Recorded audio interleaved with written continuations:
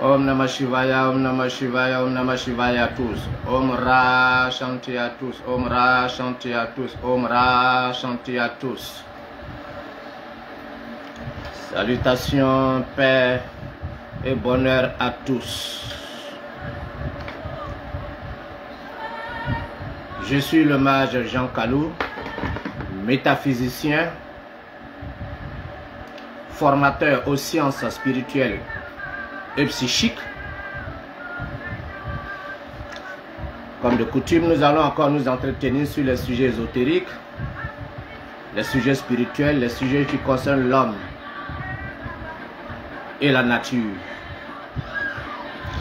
Ce matin, vous et moi, nous allons échanger sur les mystères de la prière. C'est un long thème que nous allons faire en plusieurs parties. Qu'est-ce que la prière? Le commun des mortels que nous sommes, nous appelons la prière les désirs que l'humain exprime à l'égard du Dieu de sa croyance ou des forces de sa croyance. Autrement dit, il y a objet et il y a plutôt sujet et il y a objet. Dans l'acte de la prière, il y a celui qui sollicite, donc, et à qui on sollicite. Donc, un supérieur, en guillemets, un inférieur. Ainsi donc, toutes les religions de la terre possèdent les méthodes de prière. Cela est bien. Mais, nous allons approcher ce sujet sur un angle ésotérique, c'est-à-dire pour nous les initiés. D'abord, qu'est-ce qu'un initié? Un initié, c'est celui qui voit l'univers en lui et lui-même dans l'univers. L'initié, c'est celui qui...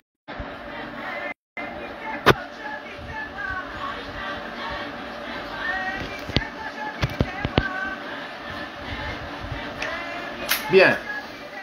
L'initié donc, c'est celui par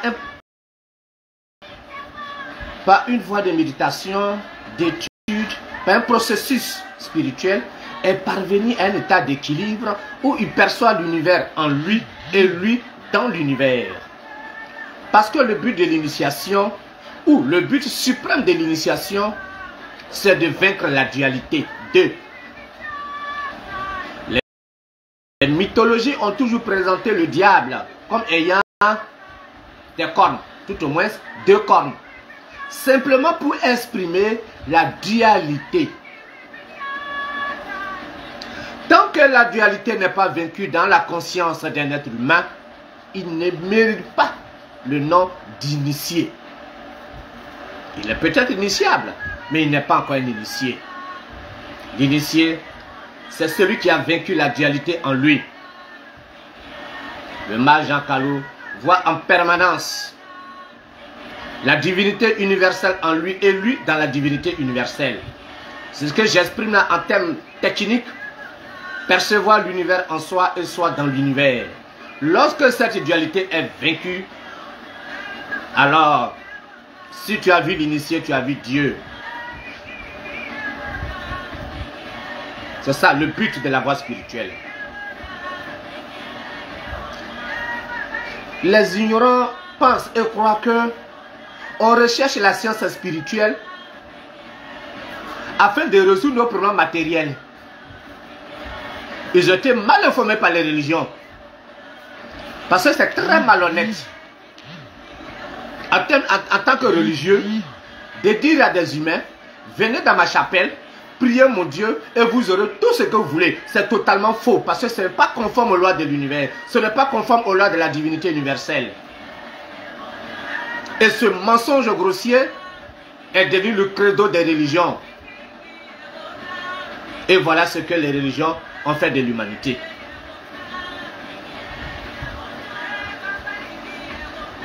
La prière, c'est avant tout vaincre la dualité. Ô grand Dieu, tu es en moi et je suis en toi. Nous ne sommes qu'un. Répétez cela autant que vous pouvez le faire. Les faux dieux qui sont dans votre mental se sentiront d'abord en danger.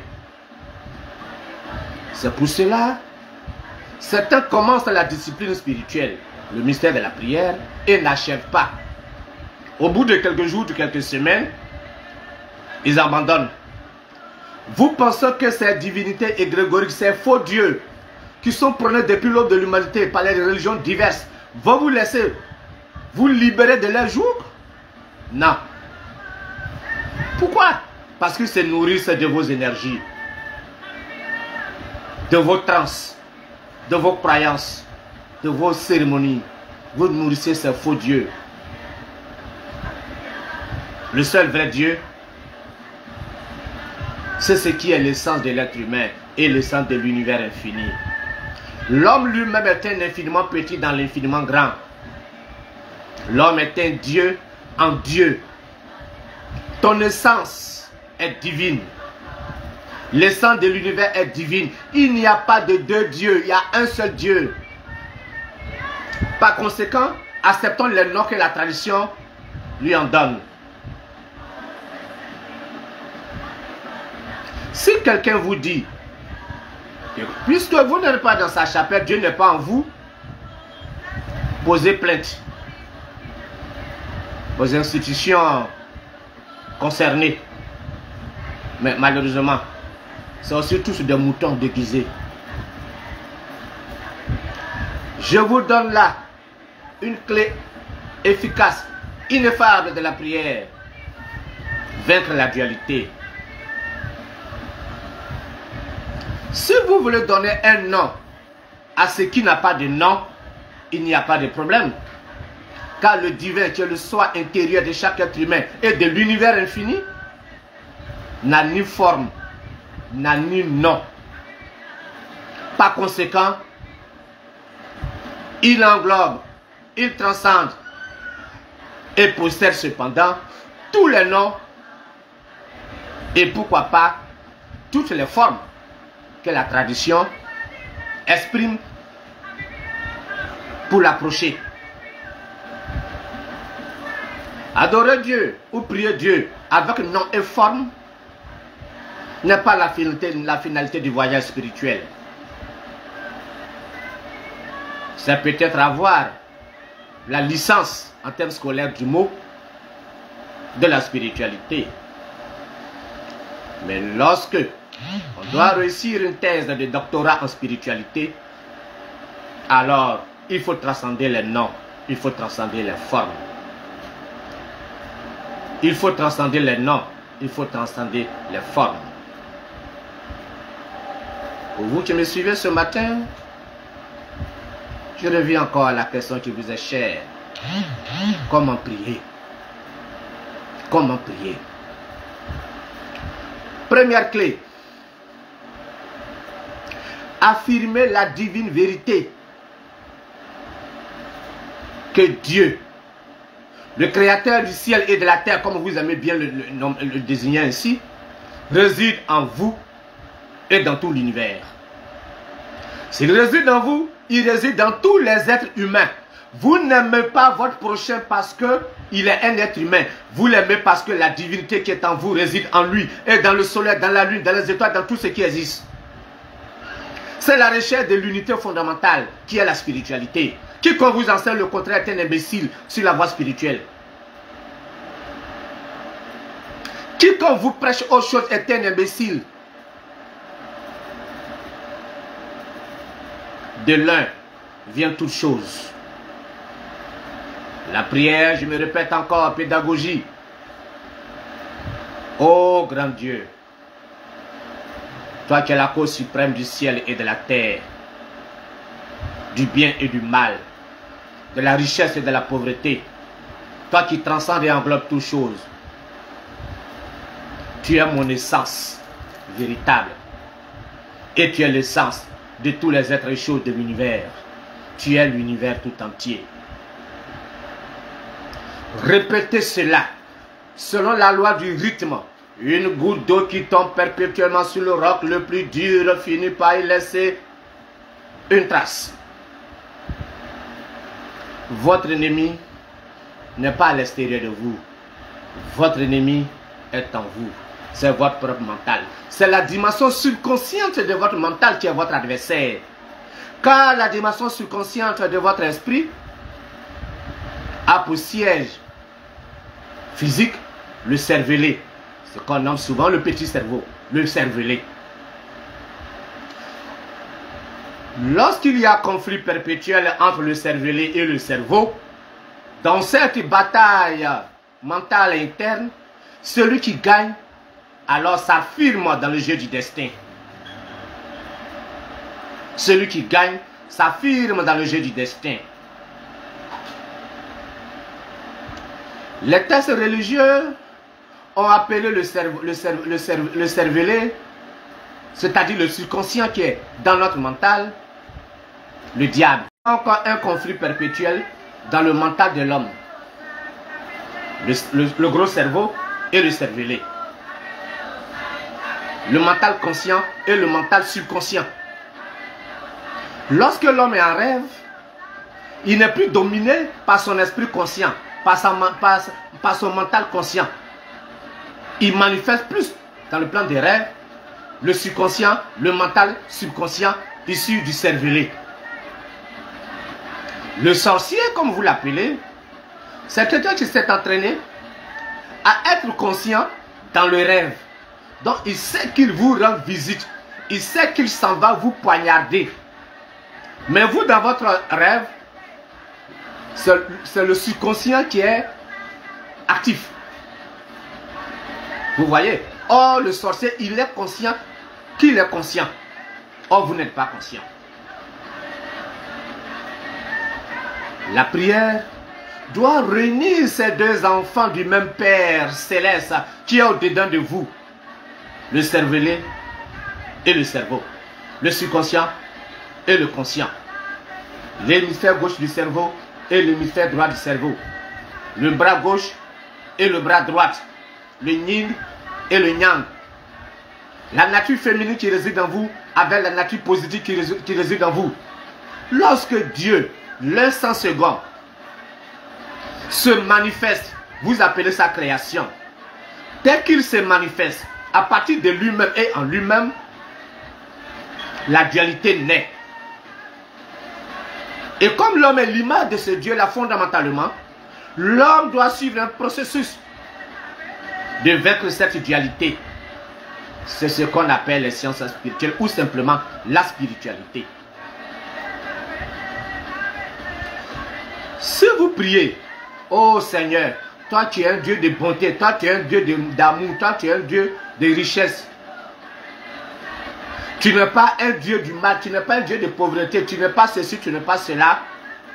Vous renforcez votre subconscient et la bataille continuera toujours entre l'esprit conscient et l'esprit subconscient. De la même manière que le sang circule dans vos veines et vous n'en êtes pas conscient, de la même manière, cette bataille du subconscient et du conscient sont perpétuellement en mouvement et vous n'en êtes pas conscient. C'est vrai. Quand le doute, le pessimisme, le stress naît, voici les résultats. La peur, la crainte, le pessimisme, le doute, le manque de discernement, la colère, la jalousie. Quand tout cela se trouve dans un être humain, cela est l'expression mathématique qu'il y a un déséquilibre spirituel dans son organisme interne, mental et physique. C'est un fou spirituel. Et quiconque vous envoie sur ce chemin où vous allez chasser le diable et casser les côtes du diable est un fou qui vous entraîne dans la folie. Le seul vrai Dieu, il est omniscient, omniprésent, omnipotent. Il est incréé. Il est la cause suprême de l'univers mental, psychique et physique. Il est l'essence véritable de l'âme humaine. Il est incréé. Le Dieu qui réside en l'homme est incréé. Il n'y a pas un autre Dieu qui a créé Dieu pour mettre dans l'homme. Ceux qui vous disent cela, excusez-les. Oh grand Dieu. Si je suis musulman, je peux, même si je le veux, dire oh Allah. Parce que le mot Allah a préexisté avant l'islam. Donc ce n'est pas la chasse gardée de l'islam. Si je suis chrétien et que je dis oh Seigneur Jésus-Christ, toi tu es mon essence et le sang de tous les êtres échoués de l'univers. Tu es l'instant second. De toi provient le plus et le moins. Et toi seul accorde la grâce de vaincre le plus et le moins. Le nom de Jésus-Christ n'est pas la panacée de l'église chrétienne. Le mot Christus vient des Grecs. Une compréhension du mot logos qui veut dire lumière, verbe.